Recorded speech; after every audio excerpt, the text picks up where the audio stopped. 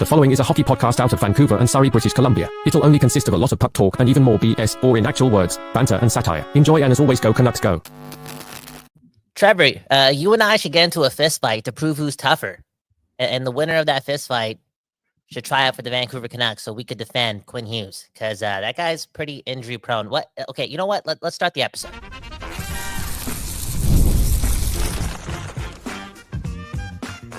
You're Locked On Canucks, your daily podcast on the Vancouver Canucks, part of the Locked On Podcast Network, your team every day. Hey, welcome to another episode of Locked On Canucks. My name is Trevor Beggs, co-host of Locked On Canucks and also a Canucks writer with Daily High Vancouver. Before we get into it, we got to thank you and you for tuning into Locked On Canucks, because it is your Canucks every damn day. And we're not here without you listening. And we're also not here without those sponsors. And today's episode is brought to you by Gametime. Go download that Gametime app, create an account, and use code LOCKEDONNHL for $20 off your first purchase. Man, oh man, what a night for the Vancouver Canucks. Quinn Hughes resting up tonight, man. Can he just rest on Saturday and just not play at the Four Nations? And also the return of the best-looking guy in the NHL, Nils Aman. So much to get to, but we do want to talk about Quinn Hughes and the injuries he's battling right now. And one of the bigger questions is, are the Canucks tough enough when it comes to the playoff time to protect Quinn Hughes from the competition? Because he got targeted last postseason. He's going to get targeted if the Canucks make it again. Let's touch on that. We'll also talk about Carson Soucy as well. Should the Canucks trade him or keep him? And talk a bit about the game tonight. Before we do all that, let me introduce my co-host, Kyle. I would pick you in a fist fight between you and me. But how you doing, buddy? I don't know about that, man. You're a father of two, and I'm just a Findu, okay? Speaking of a Findu, we got another Findu joining us all the way from America, okay? Straight up, okay? You want to know what it takes to defend your American brethren? Oh, am I allowed to say that as a Canadian? I don't know in 2025.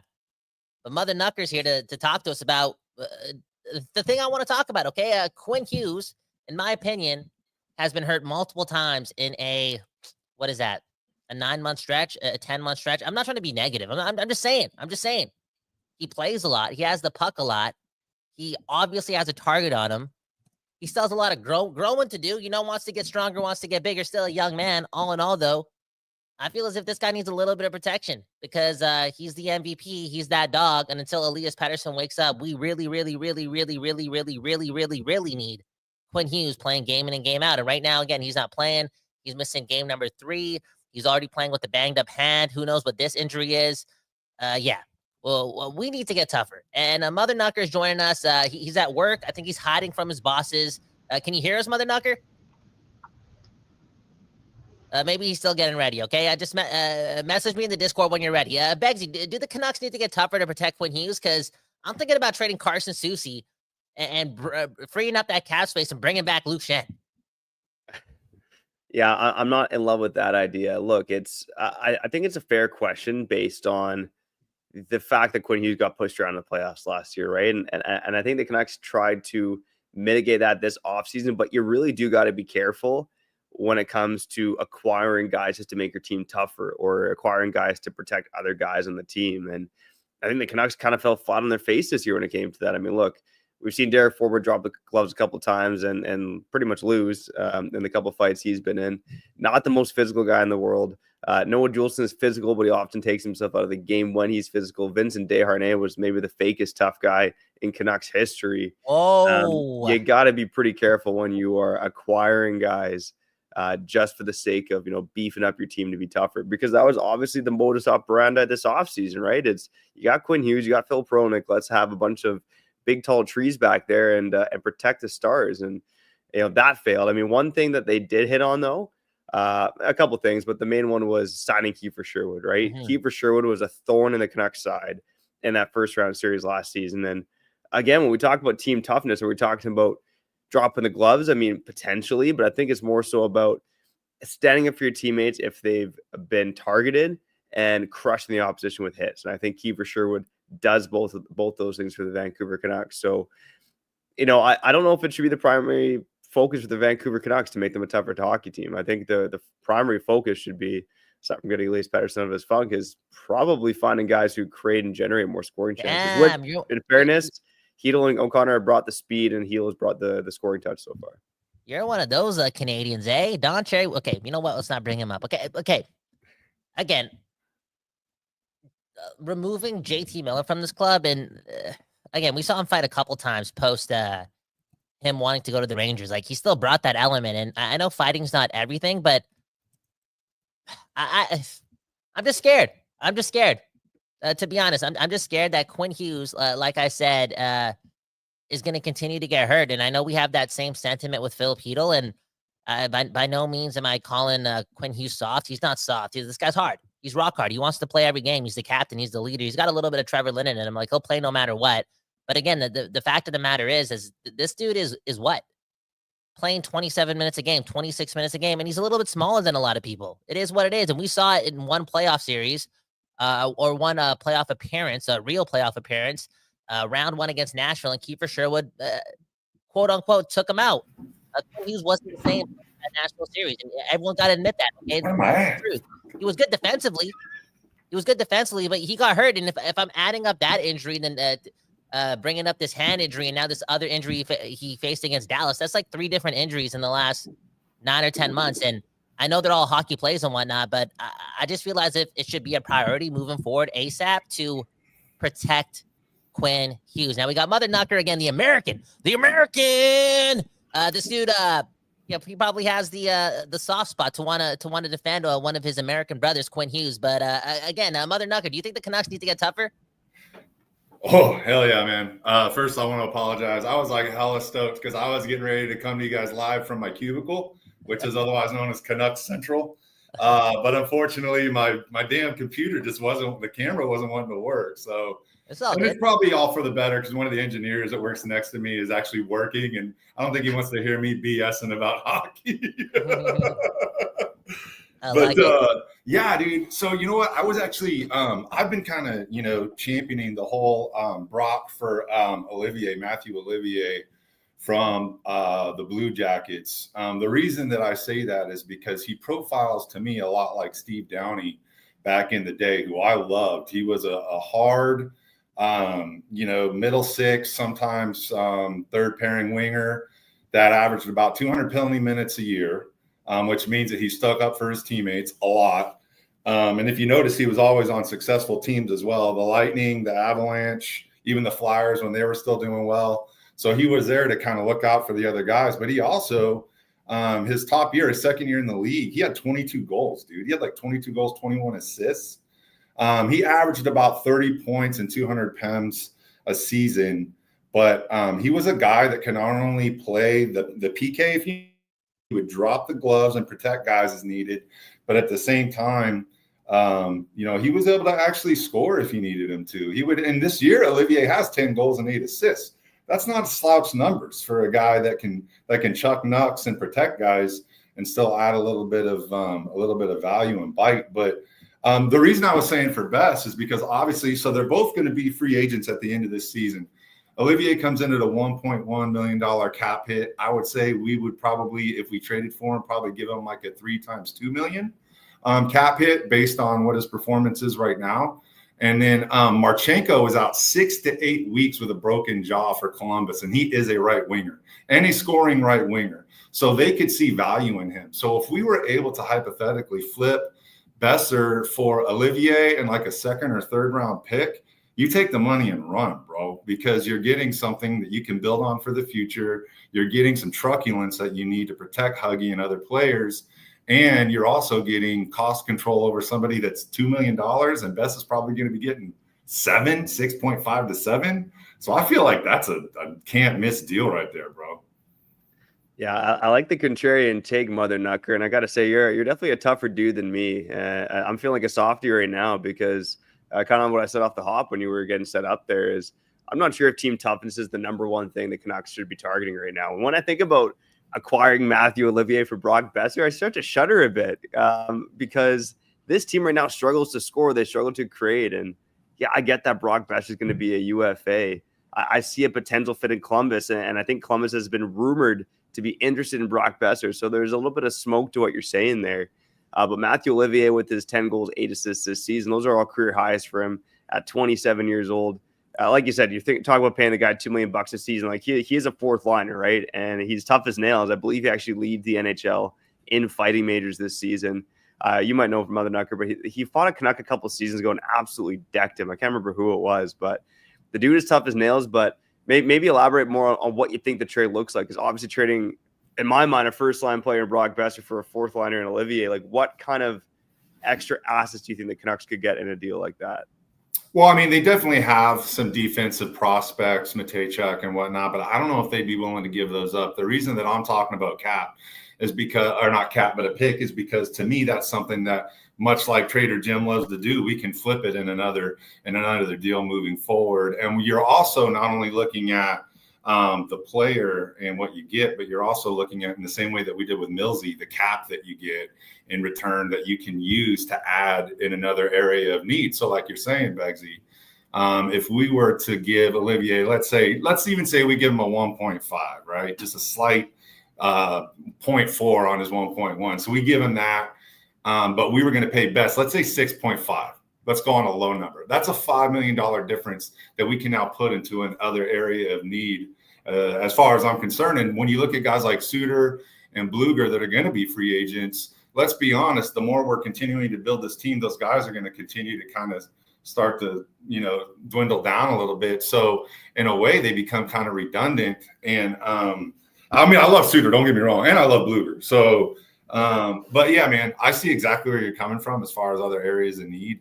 I'm just kind of thinking more long-term cap assets, things of that nature. I do like Matejchuk. I just don't think they'd give him up along with Olivier. No. Yeah, and I feel like that'd be a steep price to pay for Brock Besser, but you never know. Maybe they can get a first out of Columbus. Like, they're going for it. You never know. Like, just the acquisition of more toughness. I know we got Kiefer Sherwood, and like, look at DPD too. Like, I know he's a tough guy, but still, I feel as if it's going to take him 1 or 2 years to be completely comfortable putting his life on the line in the NHL. Like, he's got to do other things, got to put his head in the right places, all that jazz. But again, I can't emphasize enough how much tougher I think we need to be. And I know it's like that old Canadian lineage, but I just saw what happened last year in the playoffs too. And like, Nashville and Kiefer Sherwood, they had no problem. I know it's the playoffs and you hit everything in sight, but they were not scared. With Zadorov in the lineup, they weren't scared to go after Quinn Hughes. Like, Edmonton was more scared of Zadorov. Like, we just got to protect that guy. Just make it a little bit harder for other teams to just lay the boom on that guy. And again, Quinn Hughes, a slider guy. Someone said in the comments, like, look at this injury right now. You can't even bring this guy back unless he's 100%. And we all know it, man. This guy's so important to the Vancouver Canucks. And Trevor, I don't know if you can remember from the top of your head, like, who did the Oilers? I know Canucks fans hate to do this, but who did the Oilers have protecting McDavid and Draisaitl? Or like these little things, like, they just got a bigger team. We need to go in that direction, because again, Quinn Hughes, 3 injuries in like 9 or 10 months. That's way too many. Yeah, it's interesting when I look at the composition of the Canucks right now, and you talk about the Oilers. What is it? You got Darnell Nurse back there. He's a guy who's gonna muck things up. Corey Perry, obviously, when he's in the lineup, he does a good job of policing things for that team as well. Ekholm, Evander Kane. Yeah, Ekholm's going to include it. Evander Kane hasn't even played this season, so I don't want to include him too much. But yeah, when I look at the Canucks right now, it's interesting, right? Because not a lot of maybe genuine tough guys on the team, but you got Tyler Myers who can mix things up front. There's Joshua, there's Sherwood, O'Connor, again, not much of a fighter, but he certainly is a big guy who, from watching him at Pittsburgh, is not going to be the most physical guy, but I think he can step up to stand up for teammates as well. I do think, I'm not going to say this like, this team doesn't need any more toughness. I don't think that's the case. I think my main argument is just that this team needs more offense, right? Especially if with Elias Pettersson not going right now. And all of a sudden you get rid of a guy like Brock Besser, and look what happened with this Miller trade. All of a sudden it's like, now the Canucks need another top 6 winger. The defense is looking good, but we need that top 6 winger. You go and trade Besser, and it's like, okay, now you need 2 more top 6 guys. So team toughness, it's a need for this team, but at what cost? Yeah. It's Yeah, no, I definitely agree with that take for sure, Begsy. I think I just have a little bit of a boner for Olivier for some reason. You already said, man, I like the truculence. I'm a Brian Burke guy. I read his book, love him. So yeah. it's kind of hard for me to let that go. And he's American, but yeah, yeah, man. I mean, okay. So besides that, one other thing I'll say, because I know you guys gotta bounce, or I actually have to bounce because I gotta work. This whole government thing, you know, they're trying to get rid of us. But I digest. So I saw Jardine on a Discord he was like, why can't DPD or MP3 or MP3D, whatever the frick we call them anymore? Why can't they protect Huggy? And they can play physical, but they're not that type of player, right? That's what a Luke Shin would bring in. That's what an Alexiak would bring in. Even to an extent, a Will Borgen, who obviously he's not coming because he just got extended in New York. But those younger, bigger, Shinner's not bigger or younger, excuse me. But those younger, bigger defensemen that can hit, but that will also throw down and protect the guys on the guys. So Zads, I mean, let's be honest, Zaddy didn't fight all that much, but when he needed to, he did. Yeah. Big Zaddy. But yeah, man, it's good to see you guys, man. I miss you guys. Yeah, one love, man. No, we needed to get you on here just because, again, like, I know it's that old school mentality and it's a little bit old, but I don't know. I just woke up thinking like, damn, you know, I just don't want to see Quinn Hughes. I just want teams second guessing when they're on the forecheck against Quinn Hughes. And I know 99% of the time these players like Kiefer Sherwood, they're going to finish their checks regardless, but that 1% that they don't, again, that there's a fine line from getting injured or not. And we just need to protect our guys. And bro, like the other day, right? Perry DDTs Quinn Hughes, nothing happens, right? Even the other day, like when Forsberg or whatever trampled over Thatcher Demko, nothing, not one thing. That's not good enough. It's not good enough. You know, what happened to Tage Thompson the other day and the lack of response there, and Lindy Ruff, you know, tearing their asses a new one in the locker room, and then them coming out and kind of doing like a state, like that whole thing was so hokey. And I know Taka would never advocate for that, but I definitely do believe in getting your licks in during the game and taking advantage of it that way. But yeah, man, we definitely do have a little bit of lack of sandpaper. So hopefully, you know, O'Connor and guys like that, and even MP3 to an extent, can help us with that sandpaper and that grit. And then maybe we do pick somebody up that has a little bit more skill than Olivier at the trade deadline. I will say this when we cut to break quickly, just looking at Olivier's NHL Edge data. Olivier, his top skating speed, higher than Elias Pettersson's this season. Okay. There we go. And not all about the fisticuffs there, buddy. Matthew Olivier, coming to the Vancouver Canucks. You heard it here first on Locked On Canucks from the GM himself, Mother Knucker. Thanks for hopping on. Stick around if you want. If you got to go back to work, see ya. Peace. We'll see you on the other side after showing it our friends over at Gametime. You know the deal. If you're looking for tickets to that next big event, you got to go check out Gametime. Whether it's concert, a comedy show, a sports game, finding the right ticket at the right price can be a headache, especially with prices these days, you know. But with Gametime Picks, it's never been easier, okay? Gametime Picks, the app, the Gametime app, they do all the hard work for you, okay? You just got to sit back, relax, scratch your sack, and use Gametime Picks to find the best deals, okay? Because sometimes there's thousands of tickets for sale, and that's too much combing through to find that best deal. So Gametime Picks, they curate the best picks for you. Super simple, easy peasy, lemon squeezy, and oh yeah, Gametime. They also got that lowest price guarantee. So if you find a better deal elsewhere, Gametime will refund you 110% of the difference. Plus, your tickets are guaranteed to be delivered on time with easy cancellation options if something comes up. So take the guesswork out of buying tickets with Gametime. Go download the Gametime app, create an account, and use code LOCKEDONNHL for $20 off your first purchase. Terms apply. Again, create an account and redeem code LOCKEDONNHL for $20 off. Download Gametime today. Last minute tickets, lowest price guaranteed.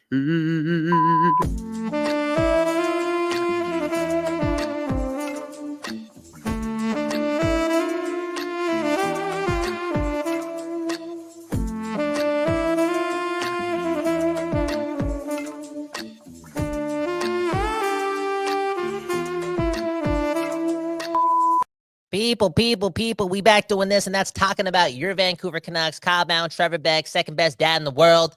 Begsy, how was your night last night? What you cooked the family for dinner? How the kids doing? One love. How you doing? Doing great, man. It's I don't mind seeing a little bit of snow out there. My kids love it. My mother-in-law cooked dinner last night, so I didn't have to cook, man. Life's good, man. I'm living. Hey, meatloaf with the side of mashed potatoes, man. I like it, man. I predicted that dinner. Anyways, let's get to some comments and then talk more about Carson Soucy here on Locked On Canucks. Look at this one from Aaron Gray. I've missed Aaron Gray, man. What's going on, man? What's going on? How come it's been so long?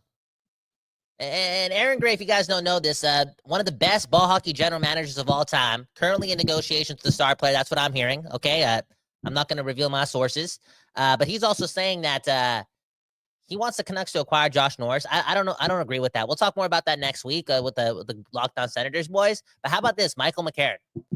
There you go. That's what I'm saying. I would like that. Not going to front. I thought Michael McCarron was pretty good against the Vancouver Canucks in that first round series. Correct me if I'm wrong here, but I feel like he might have been playing some minutes with Kiefer Sherwood. Get tougher, Vancouver. Get tougher ASAP, and just protect Quinn, okay? Yeah, Michael McCarron had a career year last year, 12 goals, 22 points in 70 games, no points in the playoffs, although he didn't play too bad. 2 goals and 7 points in 44 games this season. So, yeah, but a bit of a struggle for the big MC. Yeah, and maybe we do a deal where it's like Shen and McCarron for like someone and someone. You never know. Let's try fleecing Barry Trotz, not the best GM in the world. I'll be honest. And I know I shook that guy's hand last year and now I look like a phony, but the proof is in the pudding. Hey, maybe he'll do both those guys for, I don't know what their cap hits are combined, but maybe Soucy can be a part of one of those deals. And dude, I'm seeing it right now.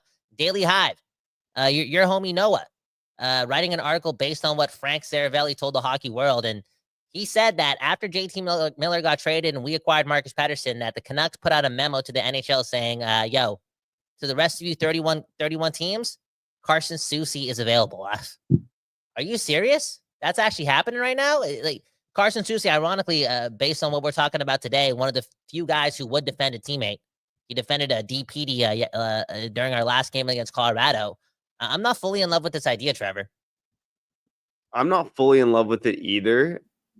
But at this point, it seems likely that they're going to trade him because this management team, when they've soured on a player, they seem to give him the old GTFO and send him on his way. Yo, pack your bags. Why do you think they're like that? Why do you think they're so savage, man? You're totally right, bro. What am I saying? Oh, I don't love this. It doesn't matter if I love it or not. It's gonna happen. Don't matter. Yeah, I mean, look at Curtis Lazar, look at Riley Stillman, look at Danton Heine, look at Vincent Desharnais. I mean, this management group, Ilya Mikheyev is another example as well. I mean, I'm trying to think of another one where they've kept a player around. Like, is Elias Pettersson the only guy? And that he's in a different stratosphere just based on the contract and the potential. But when they seem to sour on a player, it doesn't bode well for their future with the Vancouver Canucks. So, I mean, I'm not in love with this idea from the perspective that if you truly think that this Canucks team can go on a deep playoff run and compete for the Stanley Cup, you probably want that defensive depth.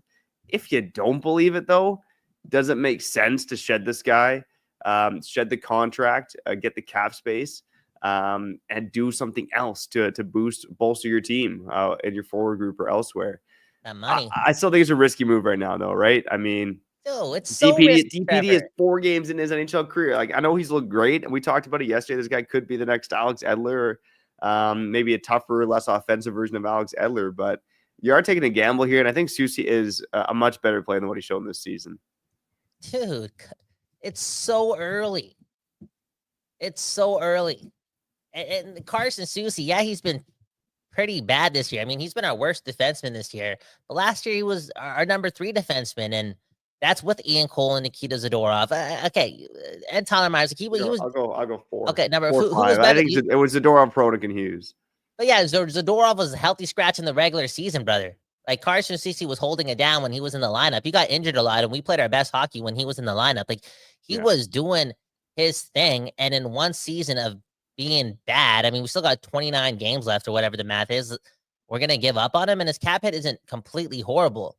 All that being said, Trevor, you know the deal, man. They got something else in the works, and that's why they want to get rid of $3 million in cap space. whether it be their belief in Mancini.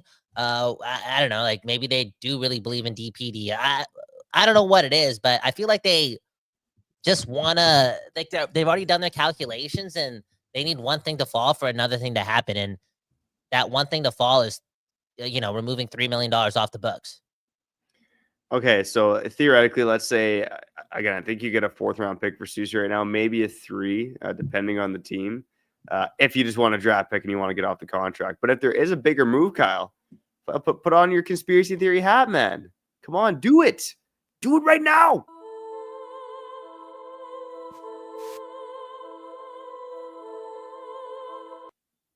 What's the bigger move if they trade Carson Soucy? Listen to this, okay?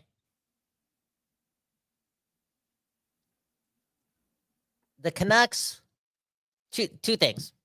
If it's for this season, it's for like a move like Aaron talked about. They want to get a bit tougher, maybe bigger down the middle. Michael McCarron, I don't know how much he pushes the needle.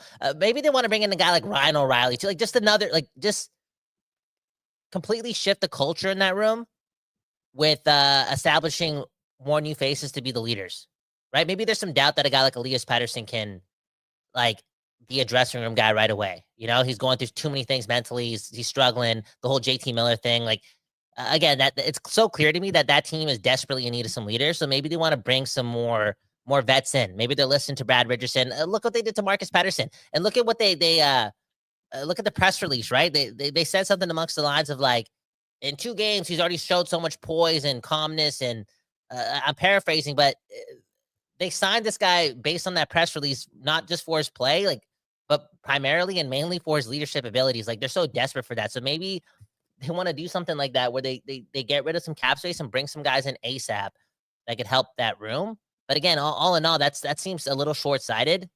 So my other plan is, or my other idea is this, like just get rid of all the bad money that you don't want, quote unquote, the bad money, whether it be Besser or Soucy, and go big fish hunting this offseason again. I know there's not a lot of crazy players out there, but maybe they want to go after Mikko Rantanen. Maybe, I don't know, they're going to bring in John Tavares or something. I don't know. But Nikolai Ehlers from the Jets, yeah. Or maybe they want to weaponize cap space. I don't know, but it's kind of clear that like having a lot of money is important for this team. Like they want to reset the decks, and it's kind of scary based on what happened last July 1st, but that's what Alvin wants to do. How about you? What do you think? Oh, I do think that what you're hearing right now about them wanting to add another center is prevalent. I think you can never have too many centers in the NHL. Like you can move any of these guys right now, Pettersson, Hedel, Suter, Bluger, like move one of them to the wing if you get another top 6 center. So I do think that's the goal for this team. I don't know exactly who that player is. We will talk a bit about Josh Norris next week with our friends over at Locked On Senators of what a deal could look like there. But I think this team does want another centerman. I also think that they are curious to see what it looks like with Elias Pettersson and Filip Hedel as your 1-2. So I don't really expect any moves until closer to the deadline, if at all. But I do think that, either a top 6 winger or a top 2 center is the priority for this team right now. And it probably should be, like, based on the roster construction. Damn. Okay, you know what? I got some more ideas too, but I think we have to get to break, right? And then and then we'll talk about it. Yep. Let's do it. You're listening to Locked On Canucks, your Canucks every damn day. We'll be back on the other side after shouting at our friends over at Just I got no one to shout out, man. But hey, if you or your friend own a business and you want to advertise on Locked On Canucks, hit us up, okay? Make me your biatch. We'll do the best ad read ever. Again, you're listening to Locked On Canucks.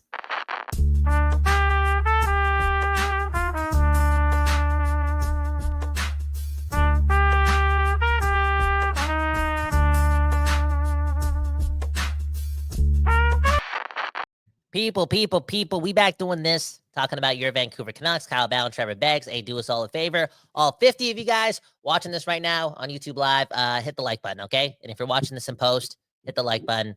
Trevor Beggs, he has 2 children. I have a girlfriend. Valentine's Day is coming up. Do the math, okay? Look at our economy. Look at our dollar, okay? My girl wants to go to Mexico this year. Dude, our dollar right now, and I don't use this lightly, and maybe people are going to get mad. Our dollar right now, it's like, dude, it's, I don't know, like, it's like, what, 60 cents?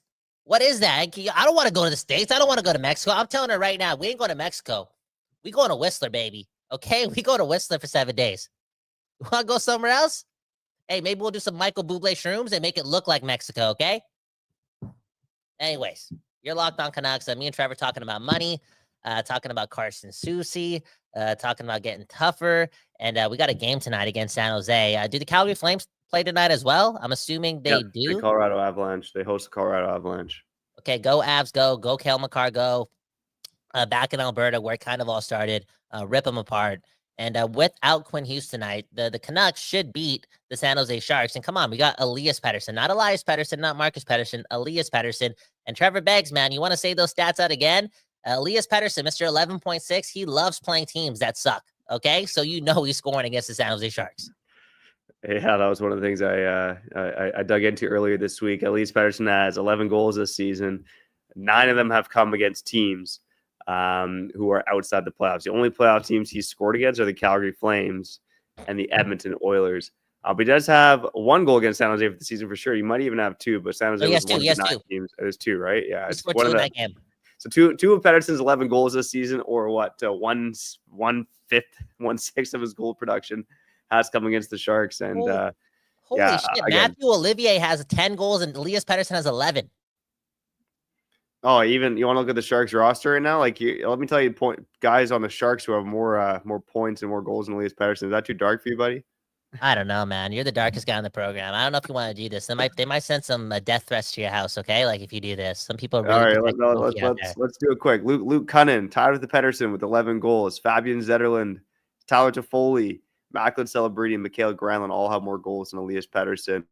Toffoli, William Eklund. Think about William Eklund, 22-year-old Swedes got more points than Elias Pettersson this season, man. Unbelievable stuff. More points Petey, than him? We miss you, buddy. Come back anytime. Yeah, we miss him, but I'm telling you, like everyone's looking at this Four Nations tournament, like, you know, the Quinn Hughes thing. Will he play or not? Will Quinn Hughes play or not? Blah, blah, blah.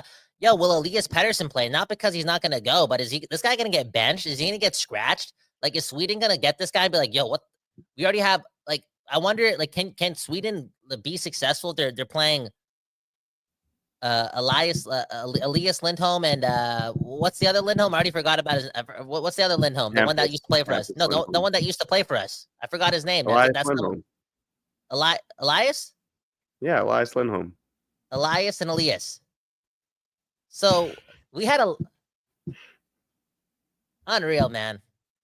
Okay, again, you think the Canucks are gonna? Team Sweden's gonna like having both those guys as some of their biggest centers on the team. Like, they're gonna need some versatility, but let's be real. Let's be honest. Like, they're both playing like the same player. No, they are. Yeah, they probably have pretty similar stats this season too. But yeah, I mean, obviously with Pettersson, it's hard not to talk about him on a daily basis because he is the biggest story of this team. But yeah, I mean, we're obviously just waiting for the breakout, right? Yeah. And looking at Elias Lindholm this season, Elias Lindholm, yeah, look at that. Very similar stats, similar defensive impact. Elias Lindholm, 10 goals, 29 points in 56 games. So holy shit. Pettersson slightly outpacing him, but not by much. Yeah. Anyways, maybe JT Miller versus Elias Pettersson, like maybe that wakes him up. Like maybe Miller rocks Pettersson, or maybe Pettersson rocks Miller. I hope it's that. I hope Pettersson rocks Miller. Go Canucks, go, and it just jolts him. But all in all, like where are we going with this? I thought we were going to talk about something else at the end of the show, man. Can we get to some comments? You got some comments started, man? Come on, man. We getting dark out here, man. Go Canucks, go. Always got the comments lined up, man. Let's throw it to the people on Logs On Canucks. All right, shout out to Mother Nucker for popping on the show in the first segment there, talking about Brock Besser, Matthew Olivier. Does this team need to get tougher? SK93 in the comments. Thoughts on trading Brock Besser to Columbus for Cole Sillinger and Matthew Olivier? Kyle. Dude, I think because Jarmo Kekalainen, he's not the GM there anymore, right? No. Yeah, if he was still there, that overrated GM, I swear they could pull something like this off. But I don't know if maybe it's like Besser in a second. Maybe it's Besser and Soucy. You never know. You don't know. Maybe it's what they get for Soucy, Besser plus that for these two. But I was looking at the same thing because I'm like, there's no way I'm doing There's no way I'm doing I'm sorry, Mother Nucker. I don't know what American gas you're smoking. I don't know what they put in the Budweiser down there. But we're not doing Besser for Olivier in a second round pick. That's just not going to happen. But if it's Sillinger and Olivier, you never know. Like, Besser's got that reputation, right? He's got that aura about him. And look at his playoff performance last year. Like, Columbus may want that, and maybe they can again convince Brock Besser to stay there for 8 years. Like, Columbus is a good old American town, right? Like it's like the best part of America, kind of. It's got a lot of things, the sports, the life, boom, bam. The Blue Jackets are playing well. You never know, but yeah, they're gonna have to get something, not a fourth liner for Brock Besser. No, I agree. And with Cole Sillinger, I mean, you talk about a guy who's got potential. He's a young center. He signed for one more season at $2.25 million cap hit. I think he's more of your typical 2-3 center though, right? Like I wouldn't be expecting Cole Sillinger to become a top 6 guy. I realistically think from watching him play, he's more of like a physical third line center. So if that's the Canucks want, then great, but it's not really bolstering the top 6. So I mean, that's not bad value getting Cole Sillinger for Brock Besser, but I'm still not sure if I love the fit of Cole Sillinger with the Vancouver Canucks. Plus, if the guy was dating Tate McRae, some rumors flying around there, things didn't go well. I'm not sure I want that bad food on my Canucks either. Is this TMZ? Yo, maybe it could make the rivalry a little bit crazier between Calgary and the Vancouver Canucks, right? If you get Cole Sillinger, there we go. Oh, Okay, man, okay. Team Cole. All in all, man. Just go Canucks, go, man. I can't preface enough how important this game is against San Jose, and it's still going to be a tough game. Like we still don't have Quinn Hughes. Yeah, it looked nice against Detroit and Colorado. For me, it's still a big time challenge, even on the DP front, right? If he's going to play 15 minutes again tonight, like he's still learning a lot. Like tonight could be a tough game, and at the end of the day, it's so much easier still without Quinn Hughes to grab 2 points tonight than it is on Saturday against the Toronto Maple Leafs. So a must-win game in February. I know, Trevor, you like to poo-poo on me stressing about these games, but I feel like the blessing out of this season being so chaotic is just that, right? Like all these games matter. I love having that feeling in my stomach when I'm watching hockey, and already in February, I'm feeling that. Yeah, you do like to throw the must-win game a lot, but I know it's important for the Canucks right now, right? Battling for their playoff lives, tied with the Flames right now. The Canucks, if they end up, 1 point, they're tied with the Flames, so they end up 1 point ahead tonight. They will be in a wild card spot. And Kyle, we talked about it, right? Let's get into the Four Nations strong. This is a very winnable game tonight against the San Jose Sharks. Don't let your foot off the gas, especially since they've looked good in every single game since Miller has been gone. Don't take a back seat tonight, even without Quinn Hughes in the lineup. And then go finish strong against the Maple Leafs on Saturday. We'll get into that probably on tomorrow's episode of Locked On Canucks. Maybe let's get to one or two more comments before we get out of here. SK93 with another trade comment. Carson Soucy for Jamie Alexiak. Canucks have the cap space. Kraken have familiarity with Carson Soucy. I'm just not sure why Kraken would want to do it. I mean, the Kraken are the most mid team in the NHL right now. Trying to take a look at Jamie Alexiak's contract here. But, I mean, I mentioned Jamie Alexiak as a potential target for the Canucks. I think that's less likely now that Marcus Pettersson's in the door because he is a kind of typical left shot defenseman. And again, they both Soucy and Alexiak have 1 year left. Alexiak's making 4.6 compared to Soucy at 3.25. Not necessarily a fit I see happening now that we've got Marcus Pettersson. Let's get to this one here. I don't even know what this guy's name is. Pivanik. I appreciate you freaks, man. He's probably talking about the best commenters in the world here on Locked On Canucks. But Kyle, in case he's talking about you and me, let's go, baby.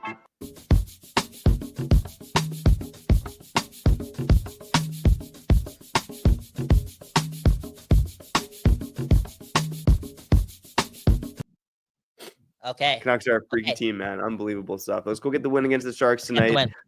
Shout out to you and you for tuning in, whether you're an everydayer, an occasional listener, a first-time listener, a new subscriber, or you join us on the live show on YouTube. We appreciate the hell out of you for tuning in whenever the hell you tune in. If you like what we're doing, go subscribe and like on YouTube on the podcast side. Go follow and leave a 5-star review. Kyle, closing words to you, buddy. Should the Canucks acquire Luke Shen? Should the Canucks acquire Jordan Kyrou? Maybe we'll talk about that tomorrow. Yo, should the Canucks go after Braden Shen? Like, I don't know. Maybe get the other Shen down the middle. I don't know. Good old Canadian guy. Anyways, go Canucks, go. Let's win tonight. And go Colorado as well. Peace out.